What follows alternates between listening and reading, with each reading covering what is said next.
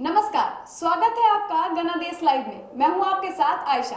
Speaker के चुनाव के बाद अब राज्यसभा की एक सीट के लिए माथापच्ची शुरू हो गई है। एनडीए की तरफ से सुशील मोदी का नाम फाइनल किया गया है, पर महागठबंधन की तरफ से किसका नाम सामने आएगा, आइए जानते हैं हमारे संपादक सरोज सर से। सर, क्या लगता है आपको कि लड़ाई होगी एनडीए और महागठबंधन के बीच में? देखिए आयशा जी, जिस तरह का जनादेश है, लड़ाई तो होनी ही होनी है। जिस तरह से स्पीकर के चुनाव में लड़ाई हुई, विधानसभा का जो माहौल था आपने भी देखा, तो हमारे दर्शकों ने भी देखा, तो ये लड़ाई भी होगी। राज्यसभा के लिए भी लड़ाई होगी। सुशील मोदी का नाम फाइनल है, आपने बताया ही। और लेकिन महागठबंधन से उम्मीदवार कौन होगा, इसके लिए काफी व्यापक विचार विमर्श हो रहा है। लड़ाई तो होगी और महागठबंधन जरूर चाहेगा कि जिस तरह से स्पीकर के चुनाव में हुई रस्साकसी, इसमें चुनाव में भी, राज्यसभा के चुनाव में भी एनडीए को वाक ओवर नहीं देना है, लड़ाई लड़नी है और वो लड़ाई होगी और उसके नाम तय किए जा रहे हैं। तो 2-3 नाम हैं जो प्रमुखता से तेजस्वी यादव विचार कर रहे हैं। लालू यादव के पास भी मैसेज गया है कि इन नामों को हम लोग आगे कर सकते हैं और एक अच्छी लड़ाई राज्यसभा के लिए लड़ी जा सकती है। तो वो नाम कौन कौन से हैं, आप भी जानना चाहते हैं, हमारे दर्शक भी जानना चाहते हैं कि किन नामों पर विचार हो रहा है। तो देखिए, जो पहला नाम है वो नाम है श्याम रजक का। अच्छा। क्योंकि उनको विधानसभा से फुलवारी से टिकट नहीं दिया गया था, तो ये कोशिश हो रही है कि राज्यसभा में उनको उतारा जाए राज्यसभा के चुनाव में। दूसरा नाम अनिल कुमार साधु, रामविलास पासवान के दामाद हैं और उनका नाम भी बहुत प्रमुखता से चल रहा है, श्याम रजक और अनिल कुमार साधु का। अनिल कुमार साधु को लेके जो एक प्लस बात है आयशा जी, वो ये है कि वो, चूंकि राजद ने एक ऑफर किया चिराग पासवान को कि आप रीना पासवान को राज्यसभा के लिए कैंडिडेट खड़ा करिए, राजद उसका पूरी तरह से समर्थन करेगा।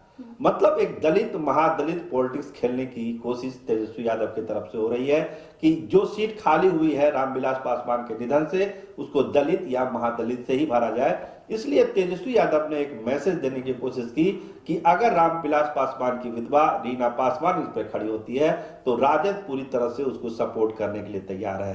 हालांकि अभी अंतिम फैसला चिराग पासवान ने नहीं किया है, लेकिन लगता नहीं कि चिराग पासवान इस ऑफर को स्वीकार करेंगे, क्योंकि उनकी भी अपनी राजनीतिक बाध्यता है। अभी केंद्रीय मंत्रिमंडल का विस्तार होना है दिल्ली में, तो एक आस चिराग पासवान को जरूर भाजपा से और एनडीए से लगी हुई है। अभी वो पूरी तरह से विरोध की राजनीति नहीं करेंगे, इसीलिए कोशिश हो रही है कि राजद अपना ही कोई कैंडिडेट खड़ा करे और वो समर्थन जुटाने की कोशिश हो। तो 2 नाम मैंने आपको बताया, पहला नाम श्याम रजक का और दूसरा अनिल कुमार साधु का, और 2 नाम और हैं जो इस रेस में सामने आ सकते हैं।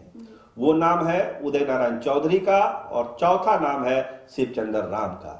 ये 4 नाम है राजद की तरफ से जिस पर विचार हो रहा है, लेकिन उदय नारायण चौधरी और शिवचंद्र राम के बारे में एक जो माइनस पॉइंट ये जा रहा है ऐसा जी कि इन लोगों ने लोकसभा का भी चुनाव लड़ा, विधानसभा का भी चुनाव लड़ा और दोनों ही चुनावों में ये चुनाव हार गए। तो कहीं ना कहीं से उनकी क्षमता पर एक प्रश्न तो लगता ही लगता है। इसीलिए नाम जरूर चर्चा में आ गए हैं, लेकिन अनिल कुमार साधु और श्याम रजक के नाम पर बहुत गंभीरता से विचार हो रहा है। अब इन्हीं 4 नामों में से कोई एक नाम जो है राजद आगे कर सकता है, अगर रीना पासवान तैयार नहीं होती है, चिराग पासवान तैयार नहीं होते हैं कैंडिडेट देने के लिए। जी सर, तो एक और बात मैं पूछना चाहूंगी, अगर ये लड़ाई होती भी है तो इसका रिजल्ट क्या आएगा?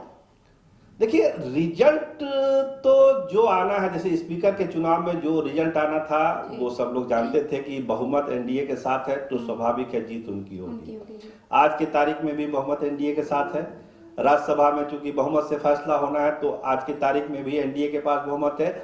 लेकिन तेजस्वी यादव वॉक ओवर नहीं देना चाहते हैं। वो चाहते हैं कि नीतीश कुमार को घेर के रखा जाए, उनके विधायकों में कंफ्यूजन क्रिएट किया जाए, ऐसा ना लगे कि राजद पूरी तरह से मैदान से बाहर हो गया। वो हमेशा मैदान में बना रहना चाहता है। डी तक वो जरूर जाएगा, गोल कर पाएगा नहीं कर पाएगा ये तो वक्त बताएगा, लेकिन मैदान को, फुटबॉल को मारते रहना है। 2020 का जनादेश ही यही है कि इसमें कोई पक्ष को कमजोर नहीं होना है, क्योंकि देखिए बहुत बारीक जनादेश है। हम लोग बार बार कहते हैं, आप भी कहती हैं कि दोनों तरफ से काफी विधायक जीते हैं, इसलिए मैदान छोड़ने वाली बात नहीं है, मैदान पर खेल होगा। गोल ना हो, ये जानते हैं कि गोल करना बहुत मुश्किल है क्योंकि समर्थन नहीं है, लेकिन एक कसमकस जो है पटकथा का पटाक्षेप जो है उसी दिन करना चाहते हैं। अब तो 2 दिन नॉमिनेशन, 2-3 दिन बचा है नॉमिनेशन में, 1-2 दिन में इससे पर्दा उठ जाएगा। अगर वोटिंग की नौबत आएगी तो उस दिन देखा जाएगा क्या होगा, लेकिन तेजस्वी यादव मैदान छोड़ने वाले में नहीं है। तो जैसा कि सर ने बताया कि इस रिजल्ट का जो भी रिजल्ट आएगा, जो भी इस लड़ाई का रिजल्ट आएगा, इस सबका हम सभी वेट कर रहे हैं। सो आज के लिए बस इतना ही। देखते रहिए घनादेश लाइव। कैमरामैन राहुल राज के साथ मैं आयशा। धन्यवाद।